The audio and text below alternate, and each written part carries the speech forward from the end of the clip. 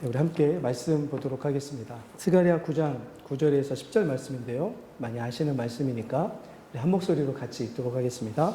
같이 읽습니다. 시작. 시온에 따라 크게 기뻐할지어다. 예루살렘에 따라 즐거이 부를지어다.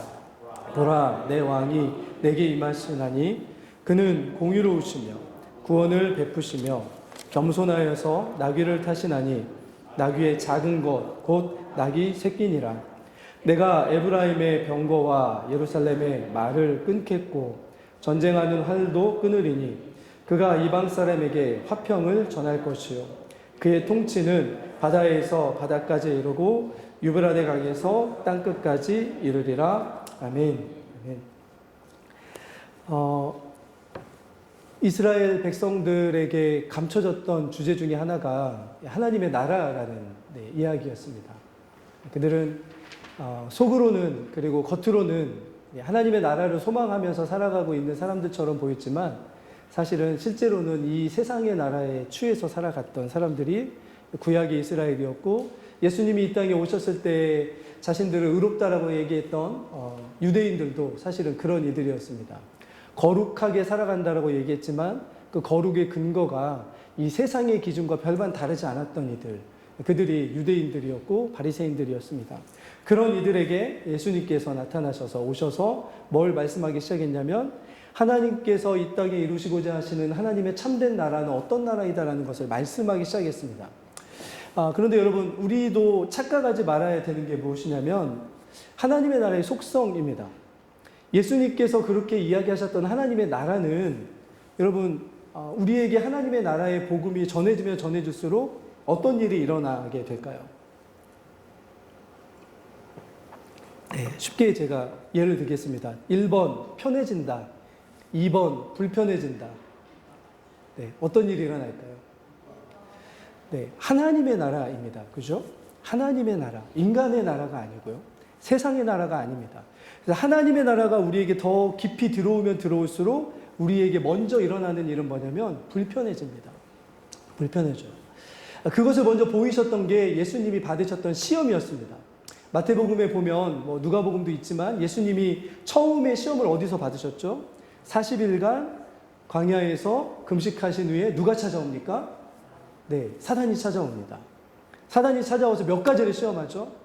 3가지를 시험합니다. 첫 번째 게 뭐였습니까? 돌을 빵으로 만들어 봐라. 두 번째와 세 번째는 좀 순서가 바뀌긴 했지만 마태복음식으로 따라한다면 두 번째는 뭡니까? 네, 성전에 올라가서 뛰어내려 봐라 라고 이야기합니다. 세 번째는 뭐였습니까?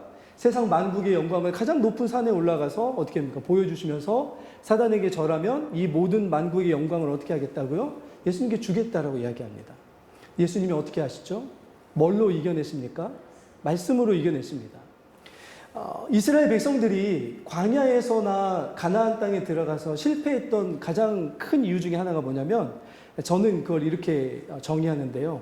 지름길로 가려고 했기 때문입니다. 하나님이 인도하시는 길로 가려고 하지 않고 어서 빨리 원하는 어떤 곳에 도달하기 위해서 지름길로 가려고 했던 이들의 이 인간의 본성이 거기에서 드러났습니다. 그런데 빨리 원하는 곳에 가고 싶은데 주님이 그렇게 인도하시지 않자 이들이 결국에는 나중에 누구의 방식을 취하냐면 세상의 방식을 취해갑니다. 사단이 예수님에게 시험하셨던 게 뭐냐면 예수님이 이 땅에 오셔서 만드시고자 했던 하나님의 나라와 정반대되는 3가지였습니다. 자, 첫 번째 것이 뭐였다고요? 빵입니다. 빵. 예수님이 뭐라고 하시면서 그걸 이겨내시죠? 사람이 우리나라 말로 하면 떡으로만 살 것이 아니요 하나님 입에서 나오는 모든 말씀으로 사는 것이다 라고 얘기합니다. 사람이 살아가는 것은 빵으로 사는 게 아니고 뭘로 살아간다고요? 하나님 나라의 말씀. 다시 말하면 하나님이 다스려 주시고 하나님이 통치하시고 하나님이 이끌어 주시면 살 수 있는 것이 사람의 생명이지 이 땅에 있는 경제적인 어떤 것을 가지고 살아가는 게 아니야 라고 말씀해 주시는 거죠. 그래서 예수님에게 사단이 보였던 이 3가지 시험은 사실은 이 세상에 있는 사람들이 늘 넘어갔던 시험의 3가지였습니다. 빵은 뭘 상징하냐면 이 땅에서 누릴 수 있는 물질의 세계를 이야기했습니다. 주님은 얼마든지 이 세상에 오셔서 그 물질을 가지고도 사람들을 얼마든지 하나님의 나라의 백성으로 이끌 수 있는 능력이 있는 분이셨습니다. 근데 주님이 그걸 거절하시죠. 빵이 아니라 뭐라고요? 하나님의 입으로 나오는 말씀을 따라 사는 것이다. 두 번째는 뭐였습니까? 예수님을 어디로 데려갔다고요? 성전 꼭대기로 올라갔습니다. 성전은 뭘 상징합니까? 종교 권력을 상징합니다. 이 세상에서 사람들이 올라갈 수 있는 또 다른 산인 종교 권력을 상징합니다. 그 종교를 통해서 사람들은 세상을 지배할 수 있다는 것을 사단은 알고 있었습니다. 그래서 너에게 종교 지도자가 될 수 있는 어떤 기회를 주겠다. 그러면 네가 세상을 너의 나라로 만들 수 있다라고 얘기하는 거죠. 그런 종교 권력을 가지고 그 당시에 유대를 다스렸던 이들이 대제사장들이었죠. 주님은 그것을 거절하십니다. 그리고 세 번째, 주님을 어디로 사단이 이끌고 갑니까? 높은 산에 올라가서 뭘 보여주죠? 세상 만국의 영광을 보여줍니다. 그리고 뭐라고 예수님을 시험합니까? 내가 만약에 나에게 절한다면 세상에 있는 모든 영광을 너에게 주겠다라고 말씀합니다. 인간들 누구에게나 찾아올 수 있는 시험이었습니다. 세상에 있는 만국의 영광처럼 자신의 영광과 세상에 있는 것들을 어떤 방식으로 누리며 살아갈 것인가라고 하는 도전이 예수님에게 뿐만이 아니고 예수님의 나라를 따라가야 되는 수많은 제자들에게 동시에 임하여야 될 그런 주제였고 시험이었습니다. 그때 예수님께서 뭐라고 이야기하십니까? 네, 사단아 내게서 물러가라라고 말씀하시죠. 동일한 시험이 나중에 누구에게 의해서 예수님께 다시 찾아왔냐면 예수님의 수제자였던 베드로에 의해서 찾아왔습니다. 어떻게 찾아왔습니까? 예수님께서 제자들에게 내가 이제 갈릴리에서 예루살렘으로 내려오실 때에 내가 이제 예루살렘에 가서 장로들과 로마인들에 의해서 어떻게 될 거라고요? 고난을 받고 죽을 거다라고 말씀합니다. 그때 베드로가 어떻게 하죠? 뭐라고 얘기합니까? 주님, 어떻게 얘기합니까? 네, 절대 안 됩니다. 그건 제자들이 원하는 하나님 나라가 아니었거든요. 그들이 원했던 나라는 아직 어떤 나라였습니까? 빵의 나라였고 종교의 나라였고 권력의 나라였습니다.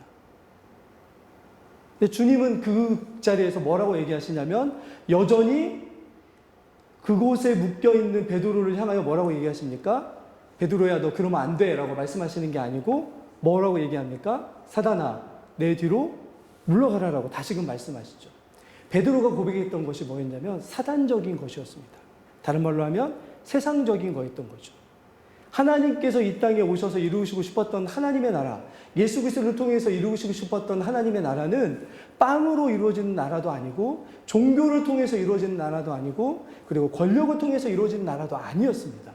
무엇을 통해서 이루어졌습니까? 하나님의 나라가 우리가 잘 알다시피 예수 그리스도의 고난과 십자가를 통해서 이루어진 하나님의 나라였습니다. 다른 말로 하면 하나님의 나라는 사랑의 나라이고 진리를 통해서 이루어지는 섬김과 헌신과 낮아짐의 나라이지 높아지는 나라이고 더 많은 것을 가지는 나라가 아니라는 것을 주님이 보여주셨던 거죠. 수많은 이들이 예수를 통해서 그런 것들을 구하려고 하다가 결국에는 그것을 구하다 보면 뭘 얻지 못합니까? 진짜 하나님이 우리에게 주시는 영생이라고 하는 하나님 나라의 생명을 못 누리고 살아가게 됩니다. 그것을 주님이 분명하게 보여주시는 거죠. 이스라엘이 그것에 실패했습니다. 이스라엘도 하나님의 나라로서 가나안 땅에서 이루고자 했던 그 나라가 빵의 나라이거나 종교의 나라이거나 권력의 나라라고 생각을 했던 거죠. 하나님 아니었습니다, 그게. 그 나라는 유일하게 하나님만이 왕이 되시는, 하나님만이 통치하시는, 하나님만이 함께 하시면서 하나님의 그 놀라우신 통치하심을 통해서 살아가는 그런 나라가 이 하나님의 나라였다는 것을 분명하게 말씀하셨는데도 불구하고 가나안 땅에 정착했던 이스라엘 사람들은 그런 나라를 원하지 않았던 거죠. 그러다 보니까 하나님의 나라를 보여주시고자 하셨던 이 하나님의 의도와는 달리 사람들은 그곳에서부터 멀어졌고요. 그러다 보니까 하나님께서 계속 선지자들을 통해서 보여주시는 하나님의 나라가 있었음에도 불구하고 우리가 알다시피 이사야서 42장부터 쭉 보면 하나님이 만드시는 나라가 있습니다. 어떤 나라입니까? 사자들이 어린 양과 뛰놀고 어린아이가 독사굴에 손을 넣어도 물지 않는 어떤 것입니까? 우리가 그걸 뭐라고 부르냐면 샬롬이라고 부릅니다. 평화. 하나님이 이루어주시는 평화, 하나님이 만들어주시는 평화, 다른 말로 하면 안식 속에서 살아가는 나라가 하나님의 나라입니다. 예수님께서 이 땅에 오셔서 우리에게 주시고자 하셨던 그 나라가 바로 그런 나라였습니다. 빵으로 채울 수 없는, 종교로 채울 수 없는, 권력으로 아무리 채워 넣어도 채울 수 없는 우리 마음이라고 하는 이 어쩌면 개인의 나라 속에 예수님께서 오셔서 성령으로 우리와 함께 하시면서 진리로 채울 수 있는 그 나라임을 우리에게 보여주시면서 주님이 뭐라고 말씀하시냐면 하나님의 나라는 여기 있다 저기 있다 하는 것이 아니고 어디에 있다고요? 너희 안에 있는 거야 라고 말씀해 주시는 이유가 거기에 있습니다. 우리 안에, 그죠? 이 공동체 안에, 우리의 내면 안에 하나님께서 우리의 하나님의 나라를 이루어 가시는 거죠. 자, 그래서 보시면 예레미야 말씀을 먼저 한번 보여주시죠. 이스라엘 백성들도 나중에 일어날 하나님의 나라, 그러니까 구원자인 메시아를 통해서 이루어질 하나님의 나라를 기대했습니다. 자, 그런데 주님은 어떤 나라가 될 것이라고 말씀하냐면 예레미야 3장 17절을 한번 같이 읽어볼까요? 같이 읽습니다. 시작.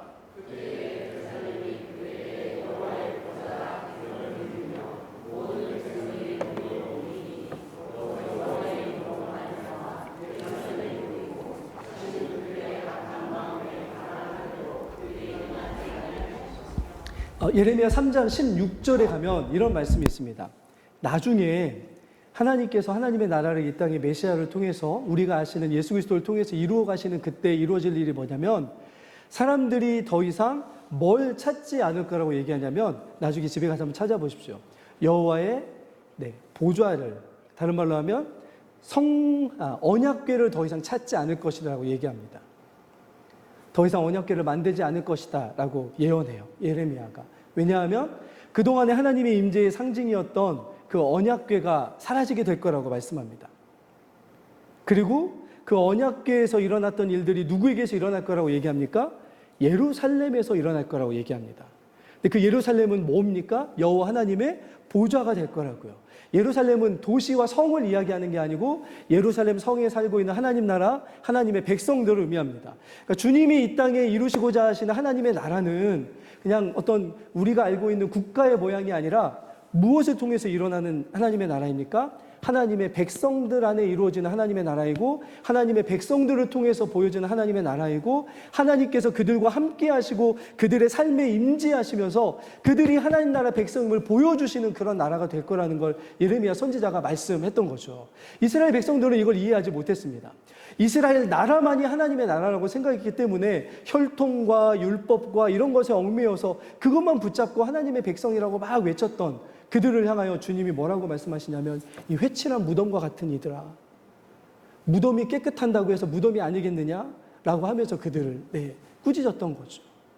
마찬가지입니다. 우리에게도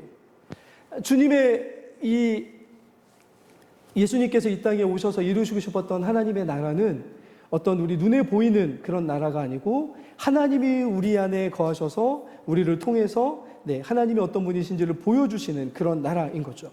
자, 두 번째로 한번 보겠습니다. 구약에서 예언되었던 하나님의 나라는 이사야서 11장 5절 말씀을 한번 띄워주시겠습니까? 있습니까? 네. 혹시 없으면 제가 읽겠습니다. 이사야서 11장 5절에 보면 하나님은 공의로 그의 허리띠를 삼으며 성실로 그의 몸의 띠를 삼으리라 라고 말씀하고 있습니다. 이사야서 11장 5절입니다.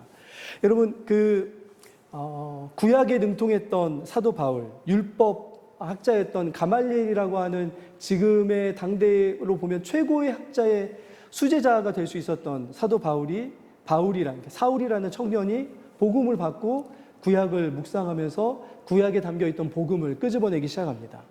그리고 그 끄집어낸 복음을 가지고 가르쳤던 복음서가 로마서입니다. 로마서 안에서는 구약에 담아놓은 하나님 나라와 구원에 대한 복음이 얼마나 놀랍도록 성취되었는지가 정확하게 나타나 있습니다. 그런데 로마서 1장에 보면 복음을 뭐라고 얘기하냐면 복음에는 1장 18절이죠. 복음에는 뭐가 나타난다고요? 하나님의 의가 나타난다고요. 하나님의 의가 나타나서 믿음에 이르게 한다라고 말씀합니다. 왜 하나님의 의가 나타나냐면 우리 인간의 힘으로는 도저히 하나님 나라 백성이 스스로 될 수 없기 때문에 그 나라의 백성 되게 할 수 있는 유일한 기준, 하나님 나라의 의에 통과해야 되는데 그것을 아무도 하지 못하니까 누가 그것을 완성시키시고 이루어 주셨습니까? 예수 그리스도께서 이 땅에 오셔서 율법에 순종하심으로 얻으신 그 의를 누구에게 주셨습니까? 우리에게 주셨습니다. 그걸 우리가 뭐라고 이야기하냐면 한번 따라해 볼까요? 칭의. 칭의라는 말 들어보셨습니까? 이신칭의라는 말 들어보셨습니까? 믿음으로 우리가 의롭다함을 어떻게 했다고요? 획득했다도 아니고 우리가 성취했다도 아니고 믿음으로 의를 얻었다라고 되어 있습니다. 하나님 우리에게 의를 주신 거죠. 의의 옷을 입혀주신 것입니다. 그렇게 해서 하나님의 그런 의가 복음에 나타난다고요. 하나님이 이 땅에 이루시고 싶었던 이 하나님의 나라의 가장 큰 특징이 뭐냐면 그래서 의로운 하나님의 나라입니다. 하나님이 어떤 분이신지가 우리 백성들을 통해서 드러나기를 원하시는 하나님의 나라였습니다. 그 특징이 무엇이냐면 의입니다. 의. 그래서 로마서에 보면 그 의를 우리가 어떻게 얻었는지를 1장부터 11장까지 쭉 설명한 다음에 그 다음에 12장부터는 그러면 하나님 나라의 백성으로서 의롭게 살아간다는 게 무엇입니까? 라고 하는 어떤 질문에 대한 대답처럼 뭐라고 얘기합니까? 그러므로 뭐라고 얘기하죠? 네, 하나님의 모든 자비하심으로 너희들을 구하노니 어떻게 하라고요? 너희 몸을 하나님이 기뻐하실 만한 거룩한 산 제사로 하나님께 드리라고요. 이 세상이나 세상에 있는 것들, 우리에게 유혹하는 것들을 본받지 말고 이 세대를 본받지 말고 마음을 새롭게 함으로 변화를 받아 하나님이 기뻐하시는 것이 무엇인지를 깨닫고 그대로 행하는 것, 그게 바로 하나님 나라 백성으로 살아가는 하나님 나라 백성의 의임을 말씀하여 주십니다. 다른 말로 하면 하나님이 우리에게 부여하신 그 의로움을 세상에 드러내는 하나님의 나라가 누구라고요? 우리라고 이야기합니다. 그래서 예수님께서 제가 이전에 말씀드린 것처럼 팔복이라고 하는 마태복음을 이야기할 때 첫 번째 예수님이 하나님 나라에 대해서 이야기하는데 뭐라고 첫 번째 이야기합니까? 심령이 가난한 자는 복이 있나니 천국이 누구의 것이라고요? 저희 것이며. 그죠? 우리는 천국을 소유한 자들입니다. 그러면 다른 말로 하면 천국을 살아가고 있는 이들입니다.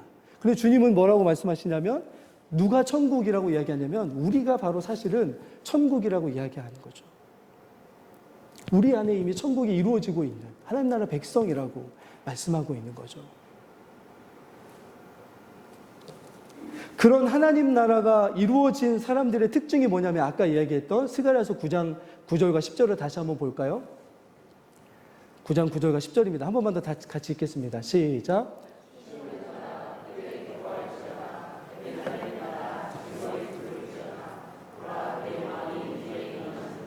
그는 공의로우시며 구원을 베푸시며 겸손하여서 나귀를 타시나니 나귀의 작은 것 곧 나귀 새끼니라.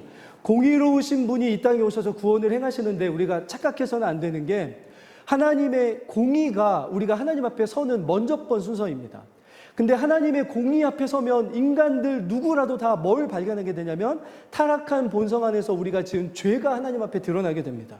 하나님의 공의 앞에 서면 심판받아 마땅할 우리 자신들의 실제적인 모습이 보게 되어지는 거죠. 거기에는 평안이 있을 수가 없습니다. 두려움과 절망과 공포만이 가득한 게 사실은 공의로우신 하나님 앞에 서는 것입니다. 그런데 우리가 그 공의로우신 하나님 앞에 서는데 어떤 모습으로 서게 되냐면 자, 10절 말씀을 한번 볼까요? 자, 10절을 같이 한번 읽겠습니다. 시작. 내가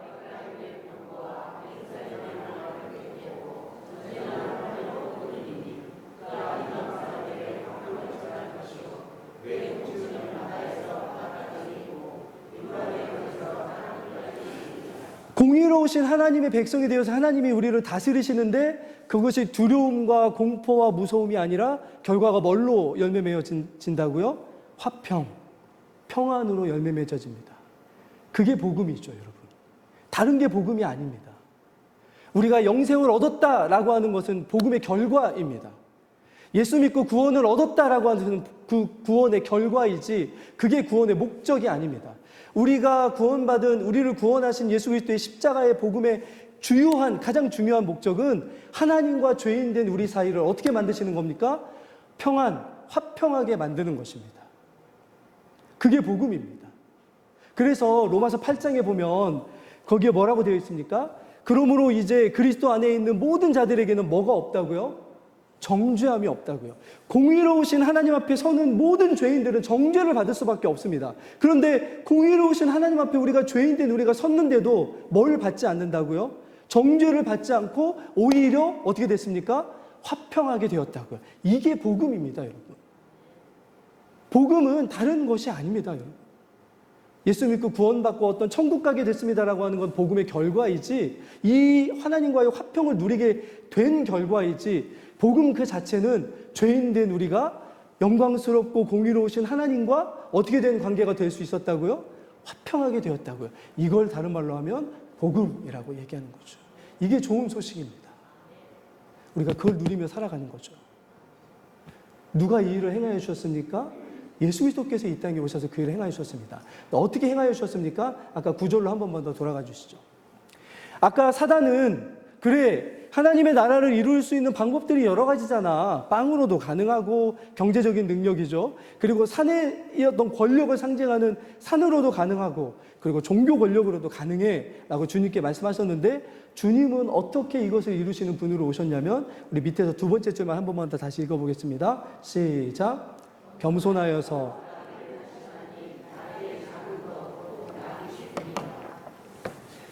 제가 계속 이야기하지만 마가복음 10장 45절이나 이런 말씀에 보면 인자가 온 것은 섬김을 받으려 함이 아니요 도리어 섬기려 하고 많은 사람을 위한 대속물로 자기 목숨을 주시러 오셨다고 말씀하십니다. 주님이 하나님 나라를 이루시는 방법은, 주님이 하나님과 우리 사이를 화평하게 만드시는 방법은 뭔가 세상에 있는 어떤 위대한 어떤 능력과 이런 것들을 사용하시는 것이 아니고 그분의 낮아지심 때문에 가능한 일이라고 말씀합니다. 그분이 이 땅에 인간으로 오셨기 때문에 가능한 일이라고 말씀합니다. 그분이 이 땅에서 높아지셔서 권력을 행사하셨기 때문이 아니라 권력을 가지신 분이 권력을 버리시고 이 땅에 낮아지셔서 그 화평을 이루셨다고 말씀하시는 게, 그게 복음의 핵심인 거죠. 하나님의 나라는 그렇게 이루어집니다. 그리고 그 겸손한 낙이 새끼를 타고 가신 그 예수 그리스도를 주님이 뭐라고 말씀하시냐면, 우리 제자들을 향하여 뭐라고 말씀하십니까? 나를 따라오너라 라고 말씀하시는 거죠. 그런데 우리 안에 여전히 뭐가 남아있습니까? 빵의 논리가 남아있습니다. 경제적인 어떤 것들인 거죠.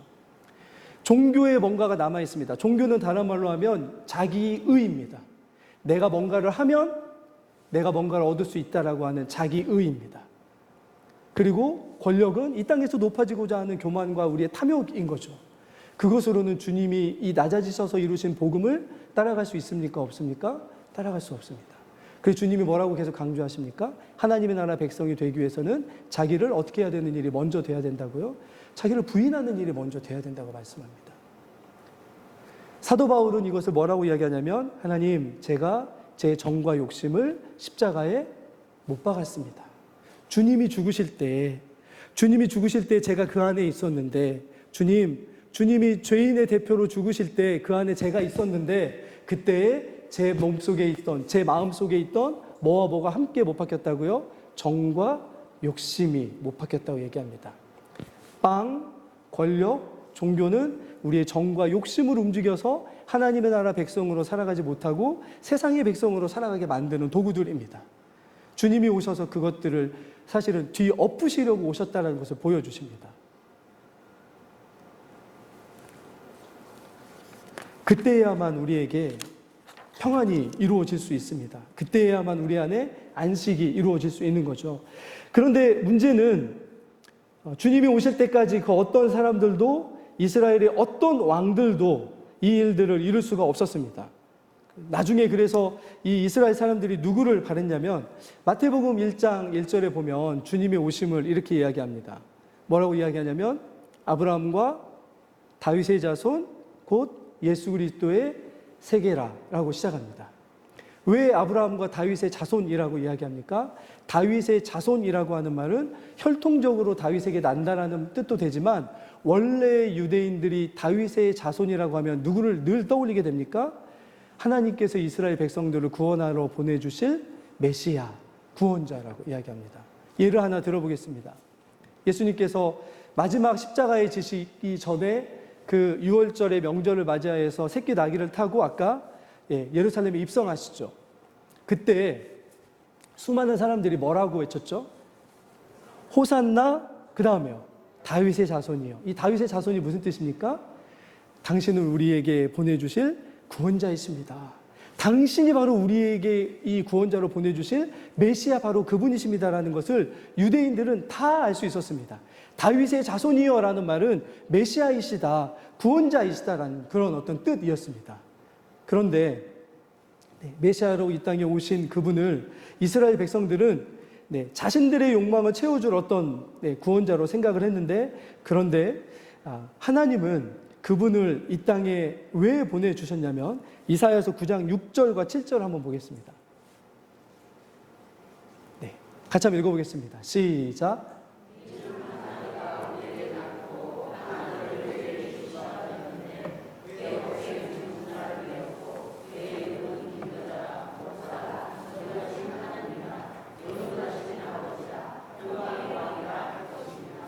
네, 그 다음에 7절이요.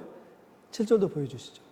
혹시 없습니까? 네, 읽겠습니다. 시작. 그 정사와 평강의 더함이 무궁하며 또 다윗의 왕좌와 그의 나라에 군림하여 그 나라를 굳게 세우고 지금 이후로 영원히 정의와 공의로 그것을 보존하실 것이라. 만군의 여호와의 열심히 이를 이루시리라. 이 구약에서 이야기하는 구원을 이루시는 하나님의 열심을 만군의 하나님 여호와의 열심이라고 이야기하는데, 나중에 사도 바울은 이걸 뭐라고 해석하냐면 여호와의 경륜이라고 바꿔서 이야기합니다. 하나님이 이루심, 하나님이 이루신다. 그런데 그분이 이루시는 나라는 어떤 나라이냐면 뭐와 뭐가 가득합니까? 평강과 정의와 공의가 가득한 그런 나라이다라고 이야기합니다. 여기서 이야기하는 정의는 하나님과 인간 사이의 관계를 이야기하는 의로움입니다. 그리고 공의는 어떤 것입니까? 사람과 사람 사이에 있는 의로움입니다. 레위기에서 보면, 레위기 19장 18절에 보면 이 레위기에서 하나님께서 이스라엘 백성들에게 이 레위기를 요약해서 말씀해 주시는데요. 나중에 한번 읽어보십시오. 거기에 뭐가 되어 있냐면 레위기에서 나오는 율법을 요약하는데, 하나님이 이스라엘 백성들을 통해서 이루시고자 하시는 하나님 나라를 요약하는데, 그 나라의 특징이 뭐냐면 하나님의 사랑과 이웃 사랑이라고 되어 있습니다. 주님이 그것을 이 땅에 이루시고자 오신 분이심을 말씀하여 주시는 거죠. 주님은 이 땅에 제가 오전에도 말씀드렸던 것처럼 사랑의 나라를 만들려고 오신 분이십니다. 주님은 이 땅에 그분이 이 땅에서 지시는 그 죄의 짐을 통해서 이 땅에서 하나님과의 평강과 그리고 이 땅에서 사단의 통치 가운데 있는 이들을 꺾어내어 그 통치를 꺾으시고 하나님 나라의 통치가 이루어지게 하기 위해서 이 땅에 오신 분이십니다. 그런데 다시 한번 이야기하지만 이것을 이루시는 방식이 무엇이냐면, 자, 이사야서 53장과 3절을 한번 볼까요? 잘 아시는 말씀인데요. 3절과 4절입니다. 자, 같이 한번 읽겠습니다. 시작.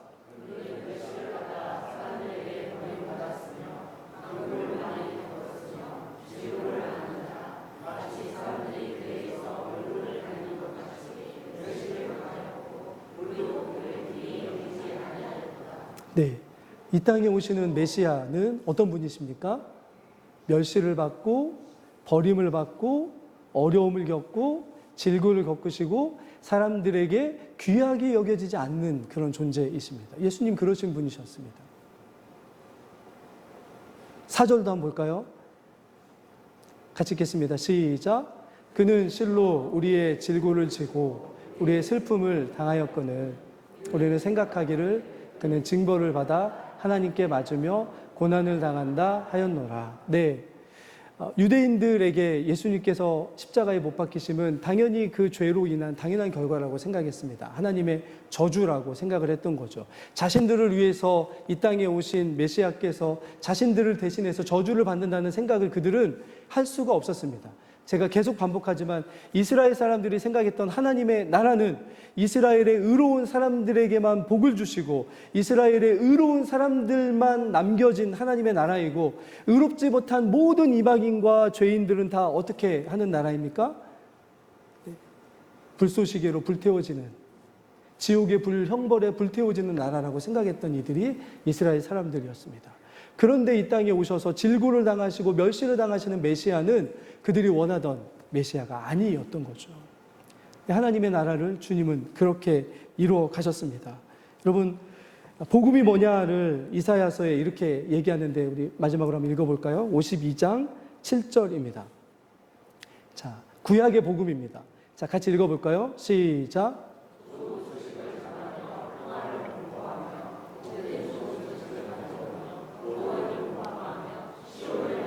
이르기를 내 하나님이 통치하신다 하는 자의 산을 넘는 발이 어찌 그리 아름다운가.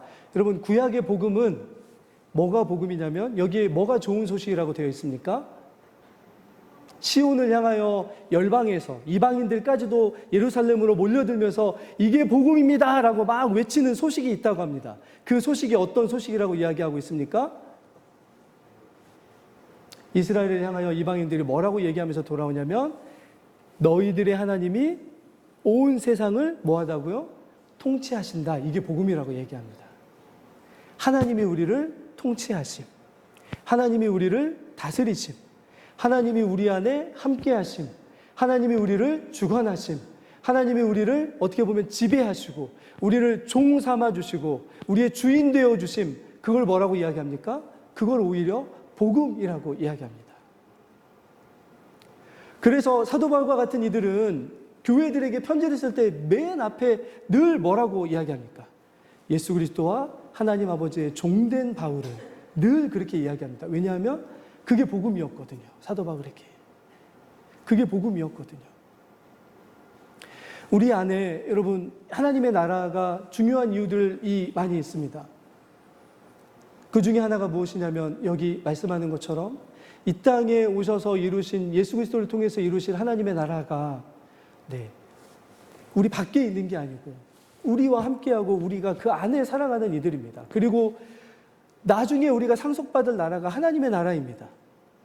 근데 제가 늘 그런 생각을 해보게 됩니다. 여러분, 주님 앞에 가서 그래 하나님 나라의 상속자야, 마치 달란트 비유처럼 내 주인의 기쁨에 참여하고 네가 5달란트 남겼으니까 5고울을 더 뭐 주고 이런 식으로 만약에 누가복음과 합한다면요, 고울을 다스리는 권세를 주겠다라고 이렇게 만약에 주는 축복을 받았다고 한번 생각해 보십시오.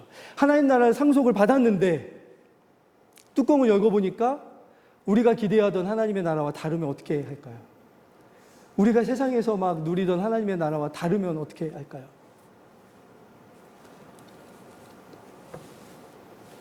주님이 이 땅에서 이루시고자 하셨던 하나님의 나라가 무엇인지를 사실은 바르게 알아가는 것만큼 실제로 우리의 삶에 중요한 것이 없습니다. 우리가 하나님 나라의 백성으로 이 땅에 살아가는 삶을 살아갈 때 주님이 우리에게 원하시는 것이 하나님 나라의 백성 안에서 하나님 나라의 관계 안에서 또 하나님이 우리에게 원하시는 것이 무엇인지를 이제 좀 다시 한번 말씀을 통해서 쭉 찾아가 볼 텐데요. 우리가 여러 가지 성경에서 이야기하는 중요한 주제 중에 하나님 나라의 복음이 있고요. 그 하나님 나라의 복음이 이 땅에 드러나게 하시기 위해서 하나님은 어떤 일들을 우리에게 행하시는지를 보았으면 좋겠습니다. 그리고 특별히 우리가 늘 사실은 마음속에 깊이 아멘입니다 하기 어렵지만 받아들여야 되는 것이 무엇이냐면 하나님의 나라는 늘 고난을 통해서 만들어지는 나라임을 늘 기억하셨으면 좋겠습니다. 수고와 땀 흘림이 없이 하나님의 나라가 이루어지지 않고 고난과 어려움이 없이 하나님의 나라는 이 땅에 이루어지지 않는다는 것을 2000년의 기독교 역사를 통해서 우리가 보여집니다. 그것을 믿음으로 감당하면서 장차 우리에게 줄 성을 바라봤던 아브라함처럼, 히브리서에 나오는 믿음의 사람들처럼, 그죠? 노아나 또 모세나 이런 사람들은 그리스도를 위하여 이 세상의 영광은 다 헛된 것으로 바라보며 쫓아갔던 것처럼, 과연 우리는 하나님의 나라가 우리 안에 임하였던 것을, 임한 사실을 세상에 그렇게 드러낼 수 있는지에 대한 질문이 늘 우리 가운데 사실은 있어야 됩니다. 그리고 히브리서의 뒷부분을 보시면 믿음 때문에 살아갔던 수많은 사람들의 그 어려운 삶들이 사실은 우리의 눈에서, 우리의 삶에서 외면되고 있는 것은 아닌지를 바라봐야 됩니다. 이 땅에 그렇게 여전히 예수를 믿는다는 이유로 그 똑같은 믿음 때문에 어려움 당하는 수많은 이들이 세상 안에 있습니다. 그런 이들을 향하여 우리는 과연 우리 안에 있는 하나님의 나라와 당신들의 나라가 같습니다라고 어떻게 이야기할 수 있을지를 우리가 좀 한 주간도 고민하면서 우리 하나님 나라의 백성으로서 살아갈 수 있는 저 여러분들 될 수 있기를 예수 그리스도 이름으로 축원합니다. 같이 기도하겠습니다. 하나님 아버지, 하나님의 나라는 이 땅에 예수 그리스도의 십자가를 통해서 우리에게 보여주셨습니다.